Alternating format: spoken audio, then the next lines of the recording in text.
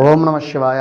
భక్త మహాశైలారా, మన నరసాపురం మండలం లక్ష్మేశ్వర గ్రామంలో వేయించేసినటువంటి శ్రీ దుర్గా లక్ష్మేశ్వర దేవస్థానం యొక్క స్వామివారిని త్రేతాయుగంలో రామలక్ష్మణుడు కూడా రావణ రాక్షసులను సంహరించడం జరిగిందండి.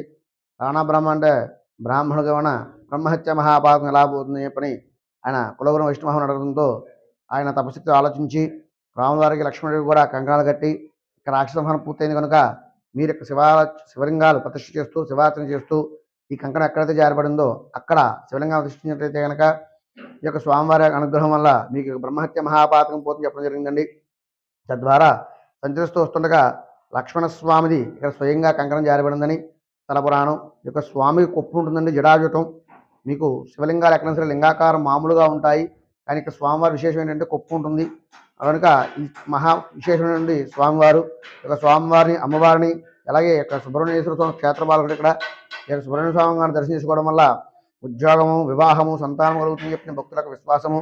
ఇక్కడ అమ్మవారి మహిషాసుని మధ్యని అష్టభుజి అమ్మవారు కూడా చాలా విశేషమైన శక్తి సంపన్నురాలు. ఈ యొక్క స్వామివారిని ఈ యొక్క క్షేత్రంలో 11 స్వామివారాలు దర్శించినట్లయితే కనుక అందరికీ కూడా వివాహ, సంతాన, వ్యాపారాభివృద్ధి, ఆయురారోగ్యాలు, అష్టైశ్వర్యాలు కలుగుతాయని చెప్పని భక్తులకు ప్రగాఢ విశ్వాసము. ఇక్కడ నదీ సంగమం, గోదావరి సముద్రం నదీ సంగమం ఉందండి. ఇక్కడ ఈ యొక్క నదిలో వశిష్ఠ నదిలో స్నానం ఆచరించి వచ్చినట్లయితే కనుక భక్తులు విశేషమైన పుణ్యఫలితం వస్తుంది. అలాగే ఈ యొక్క క్షేత్రంలో ఒక్కసారి నమశివాయ అంటే 1000 రెట్లు ఫలితాన్ని ఇస్తాడని చెప్పిన ఈశ్వరుడు